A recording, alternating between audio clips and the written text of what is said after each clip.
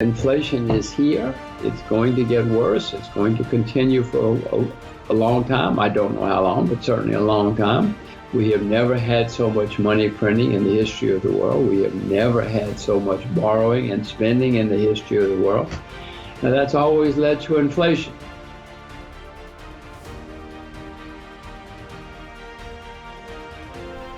This week's special with Miles Franklin Precious Metal Investments. 1 ounce silver Krugerrands for only $3.95 over spot. Call us at 1-888-81-LIBERTY. That's 1-888-815-4237. Hey everyone, this is Elijah K. Johnson with Liberty in Finance. And back with us today is Jim Rogers, legendary investor and author. Jim, thank you so much for joining us today. Well, I'm delighted to be here, Elijah. It was fun last time. I hope it's fun this time. Definitely. And I really wanted to have you on today because everything that's happening in China right now economically, with the Evergrande situation, with real estate, your perspective on this, because I know you have been, for the long term, very bullish on China. So your perspective, has anything changed for you? America became the most important and successful country in the 20th century.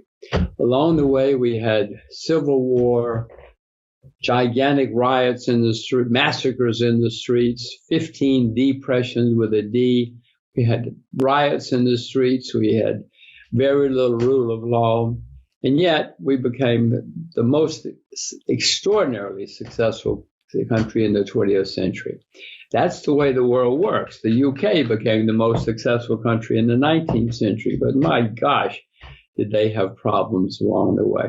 So yes, I have tried to explain many, many times to many people, China is going to have lots of problems. I don't know what.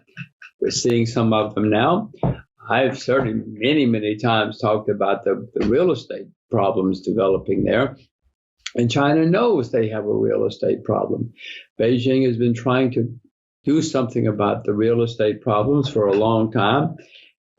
It looks like maybe they're finally succeeding. Maybe it's taken them too long.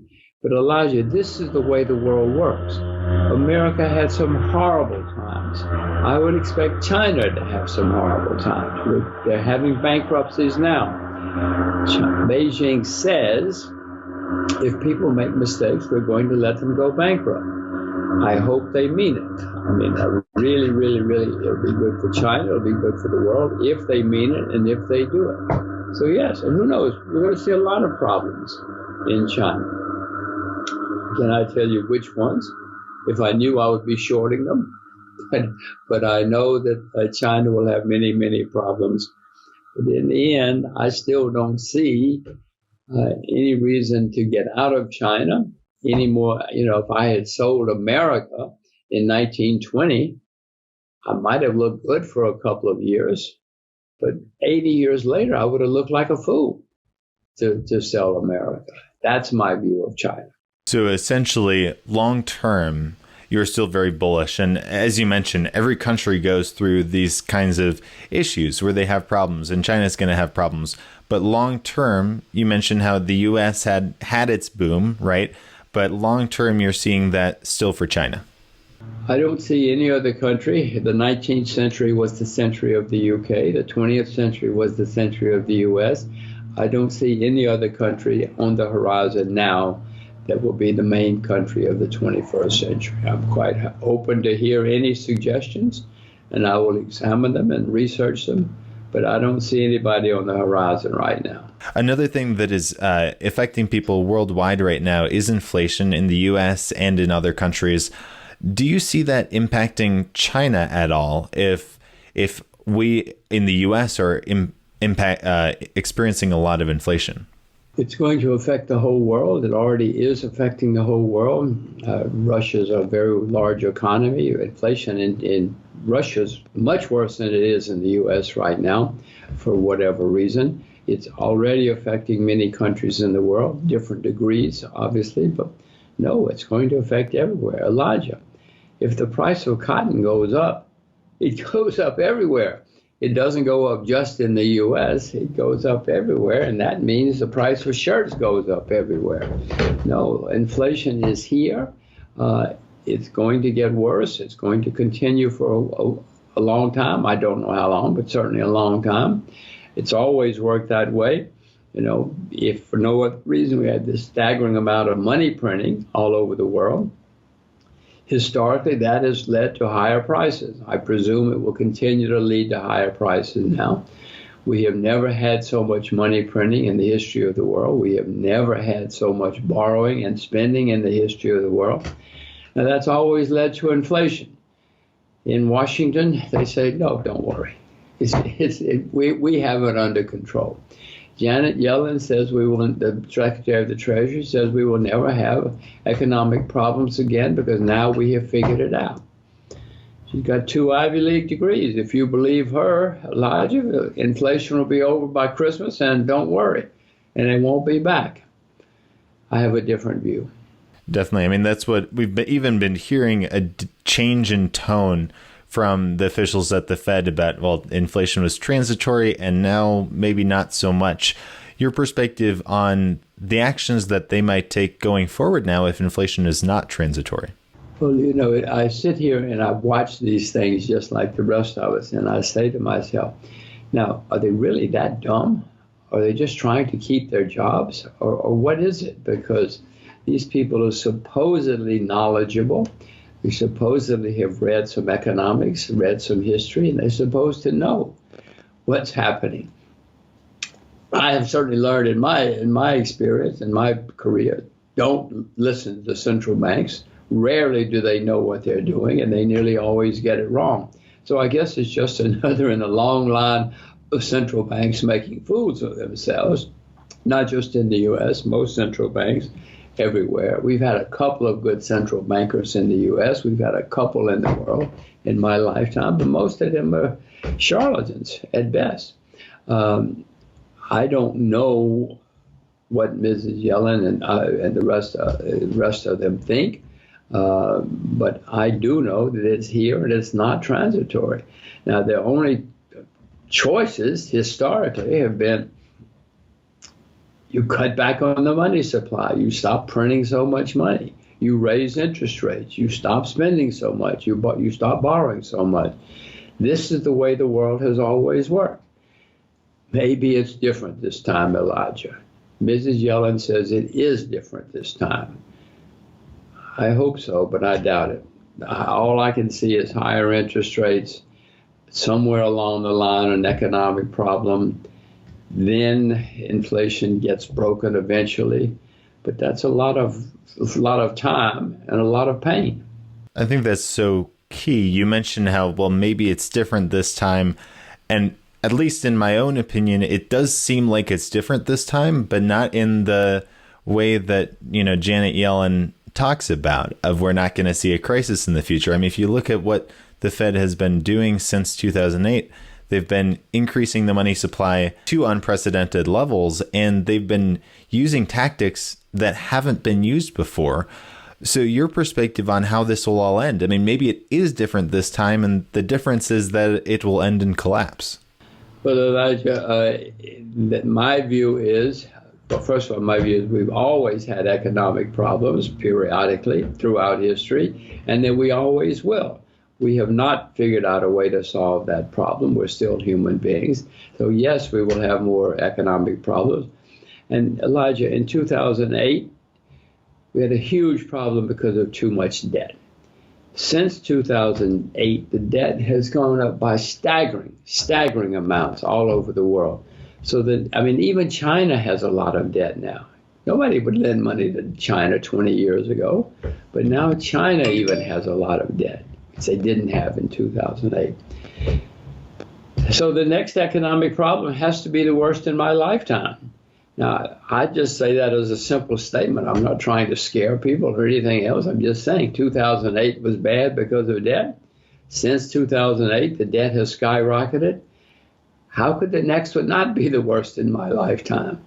I mean, that's like saying we have, hurricanes in the fall.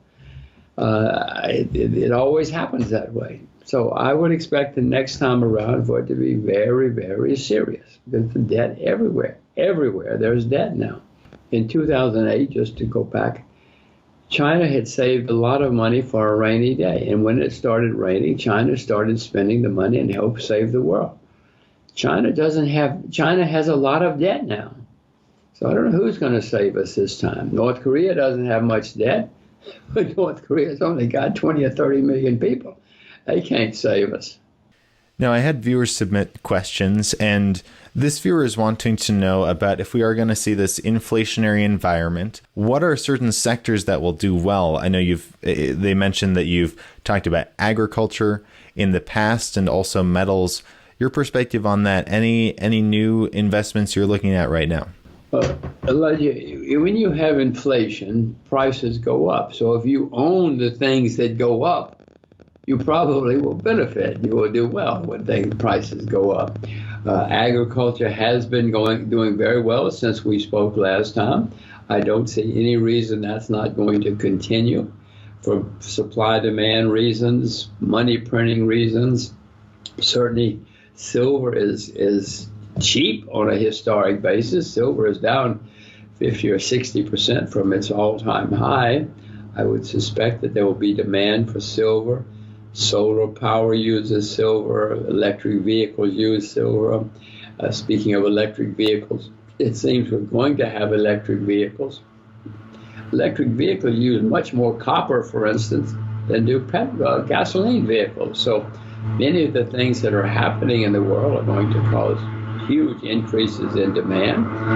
And increases in demand, especially when there's no supply, causes price increases. I mean, we haven't been opening a lot of copper mines in a long time, Elijah, but we are now building huge numbers of electric vehicles. They use copper. Where's the copper going to come from? Mrs. Yellen? I don't think so. Now, JP is wanting to know about your perspective on where the younger generation should be investing right now. I know there's been a big movement, kind of two separate movements, the Wall Street bets on Reddit, people going after kind of meme stocks, they're calling it, pushing up GameStop, pushing up all these different stocks, kind of just jumping in. And also the Wall Street silver, kind of going after silver. And it's been really interesting to see young people coming to real money, But in your perspective, what are some prudent steps that young people can take right now in investing? Well, first of all, this has always happened. Whenever you have a long bull market, at the end of the bull market, a lot of new people come into the market. They suddenly learn this is fun and you can make a lot of money. And they tell all their friends and they're all sitting around talking about it. Buy this, buy that. It's so easy. It's so much fun. It's happened at the end of every bull market that I know of in history, and I'm sure it will. That's just the way human beings are. And here they are again. Another thing that has often happened at the end of bull markets is SPACs.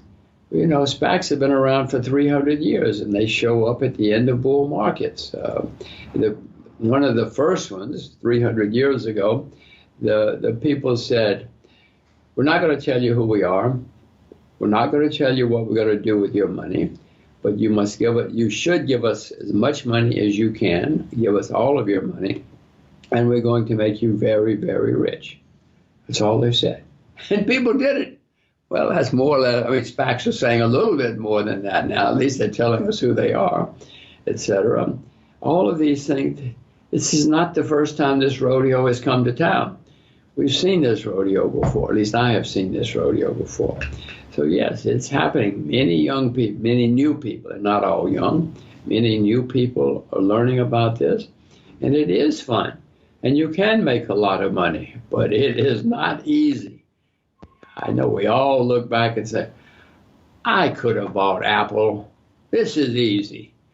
No, they could have bought Apple 30 years ago, but they didn't, and they wouldn't have, and they probably would not have even then. So it's happened before, and it's happening again. You ask what to tell young people, I'll tell everybody. Elijah, this is not an easy way to make money. It looks easy every once in a while, but if you want to make money, only invest in what you yourself know a huge amount about. Don't go on the internet and hear hot tips. They do not get hot tips anywhere. Hot tips will ruin you. Just stay with what you know. And everybody will say, but that's boring. If you want to be successful as an investor, please be boring. Just stay with what you yourself know a lot about. Don't jump in and out of things. If I told you you could only have 20 investments in your life, you would be very, very careful, and you'd be very successful. But Elijah, nobody wants to hear that. Everybody wants to be rich this month. I want to be rich this month too, but I know that if I start listening to hot tips, I will be poor this month. And Elijah, I want to repeat, everybody watching this knows a lot about something if they think about it, whether it's cars or fashion or sports or something. Just start focusing on what you know a lot about. And when you see something that you know is going to work, do some more research and make an investment. And then send me an email and I'll do research too. And I think, this might be a good time to kind of share with the viewers, if you could, kind of a bit of your story starting out. How I know you've shared before, how you made your first million, right? So I think that helps more than anything else to really hear an example of someone who has been a successful investor, really how they started out. Well, I started out knowing nothing. I got a job on Wall Street because I liked the guy. I knew nothing about Wall Street except it was in New York. Something bad happened in 1929. That's all I knew. I didn't know there was a difference in stocks and bonds. I knew they had stocks and bonds on Wall Street. Well, I thought they were all the same thing. I went there. I was dazzled at first. I thought, well, all of these people are older. They're more experienced. They're educated. They must know what they're doing. It didn't take me long to realize they don't know what they're doing either. They don't know much more than I know. So I then started learning not to listen to other people, to do my own research, my own work. I did so. And in the early days of my career, I had an astonishing success. I tripled my money when everybody was going bankrupt. It was a huge bear market, and here I was tripling my money. And I began to think I knew what I was doing. I thought I was smart. I thought this was easy. And actually I reversed my position the day the market changed. I said, "God, boy, I am really smart." Well, 6 months later, I'd lost everything. Elijah. So I realized I was not so smart. I realized there was a lot I did not know. There was a lot about the markets, about human beings, about money. So it was a shock. It was not fun. I had to start over, and I did. All I knew to do was just keep saving my money and starting over. And I did, and eventually I got it right. But with a lot of hard work and not listening to other people. I think that's so key, and the importance of being able to make mistakes and realizing how much we actually do need to learn. And it's so easy, to get stuck in our heads thinking we know everything. But as you mentioned, only invest in things that you actually know about. One last question for you before we let you go. This viewer is wanting to know about, I don't know if you'd call it a plan that's being thrown about, or this idea of what the future is going to look like. How, it's been said, by 2030, you will own nothing and be happy, right? So this trend towards really not owning anything, and this trend towards just really renting everything and all of that. And at the end of the day, then if you don't own anything, you're not investing at all. And I know different countries are making different rules, tracking transactions and all of that. So we see a lot of policy changes happening recently. In the light of all the changes politically that we're seeing, what are some ways that investors can stay nimble? I know you moved out of America and are now in Singapore. So what are some good tips for investors who are concerned about different policy changes that may impact investing? Well, just to clarify, yes, we live in Singapore. We moved to Singapore so that my children would know Asia and would speak Chinese. Because in my view, Asia is going to be the most important part of the world in their lifetime. So that's why we moved here. It's a great place. Don't get me wrong, but I don't think I would have moved. I know I wouldn't have moved here if I didn't have young children to learn Mandarin and learn about Asia. I hope you said that in 10 years we're all going to own nothing and be happy. As long as we're happy, Elijah, who cares? Doesn't matter if you're happy. You don't care if you own 1 million acres or if you own 0. If you're happy. Now the question, though, the more direct answer to your question is, well, if we're all going to rent it, somebody's got to own it. Who are we going to rent it from? If we're going to rent our dwelling, our place of living, somebody has to build that house. Somebody has to own that house. And we're not going to have a car. I mean, we're not going to own a car or a motorcycle or whatever. Somebody has to build it and own it, or we're not going to have it. So the idea that commerce is all just going to end, and we're all just going to go out and sit in the shade all day, is not viable. I mean, somebody's got to produce the food. Somebody has to produce the shirts. Then to produce shirts, you've got to have machines, and somebody's got to own those machines, or the machines aren't going to exist. So it's a little far-fetched the way you described it, and the way they describe it too. It would be fabulous, fabulous, fabulous if none of us ever had to work, and if we were all happy and had everything we wanted. But philosophers, generals, lots of people have tried this for hundreds of years. The communists from Mr. Marx said, listen, none of us are going to have to work. We're all going to have a very, very good life. And all we have to do is let the government own the capital, own production, and everything will be great.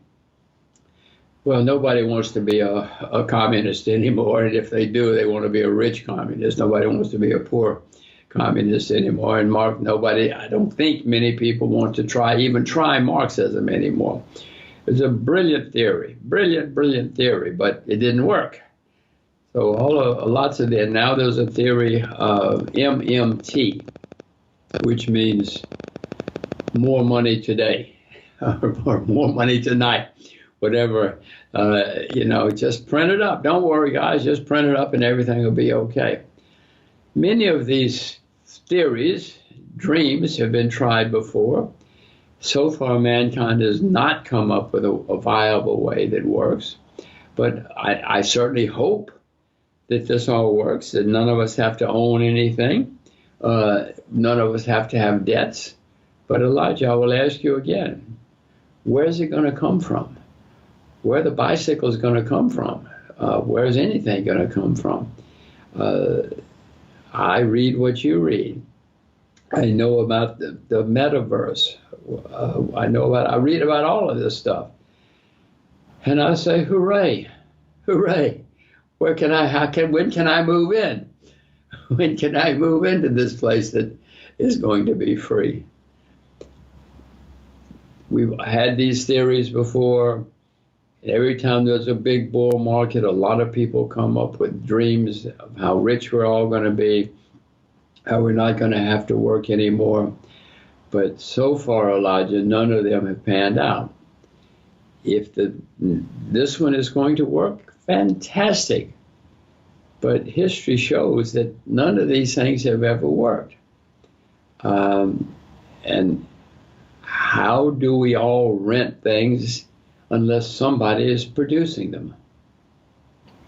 I mean, listen, Elijah, it's not easy raising corn, but unless somebody raises the corn, how are we going to have cornbread?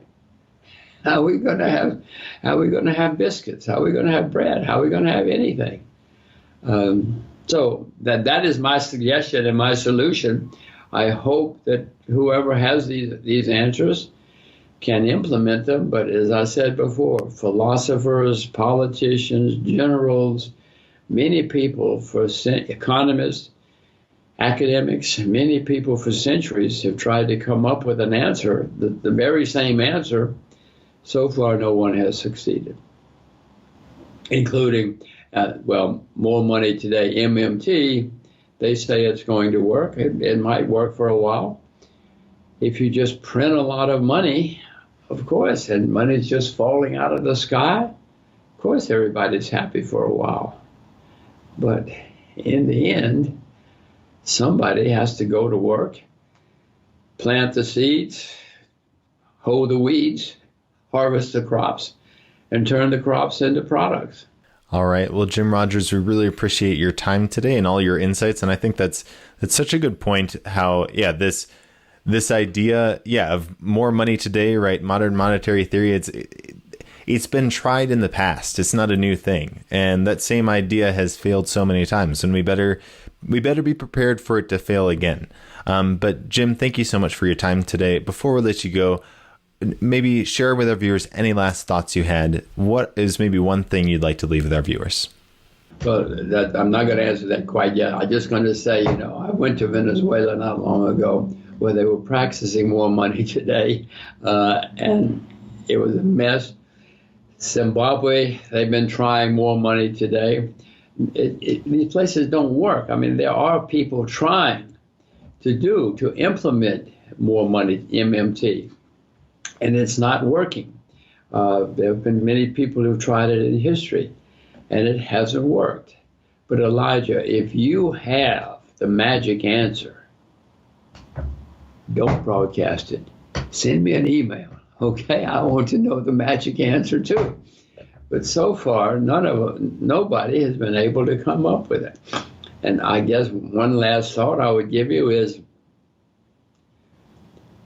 do your homework, become knowledgeable about what's going on in the world. Don't just jump on the internet and say, oh my gosh, Joe said to buy this, let's buy it. Sally said to buy that, let's buy it. Please do not do that. Please become knowledgeable. Please become knowledgeable, because there are going to be difficult times ahead of us. There always have been. There will be again. But if you're knowledgeable, if you understand what's really going on, you will be prepared, and you will then survive. Many of us are not going to survive. I mean, I hope I survive. It's not going to be easy the next time we have bad times. But if you're knowledgeable and if you're prepared, you will probably survive, and you might even make a lot of money. In the 1930s, worldwide, the world was in very bad shape. And yet some people came out of all of that very successful, very rich, and very happy. And they didn't have to work very hard. They went sat in the shade all day long and rented if they wanted to. If you become knowledgeable and you become prepared, then you will know what to do in the future, and you will survive. And you can watch Elijah, and you will know what's happening, and you will get rich. So I guess my last thought, Elijah, is watch Elijah and learn and learn. Well, also watch Jim Rogers and learn from his experience as well. But as you say, don't necessarily just listen to what we're saying. Listen to yourself, right? And educate yourself, and only invest in what you actually know about. Well, Jim, thank you so much for all the insights that you have shared with us today with your wealth of knowledge. And thank you so much for joining us today on Liberty and Finance. Elijah, I want to repeat, I make many mistakes. So don't listen to me either. Listen only to yourself. Maybe to Elijah, but mainly only listen to yourself. Fantastic. Thank you so much, Jim. Okay, thank you. It's fun. Let's do it again sometime. This is Dunnigan Kaiser, founder of Liberty and Finance. I'm now a licensed gold and silver broker for Miles Franklin. Call me directly for the physical gold and silver that you need at the best price with personalized private service from one of the oldest and best companies in the business. 31 years strong, A+ rated by the Better Business Bureau, 0 complaints, licensed and bonded for physical delivery, vault storage, or precious metals IRAs. Excellent prices, privacy, and confidentiality. Pay by check, money order, ACH, bank wire, or Bitcoin. Satisfaction guaranteed. For fastest service, just call 1-888-81-LIBERTY. That's 888-81-LIBERTY. And either I or one of my sons and fellow brokers will call you back as soon as we can and understand your needs.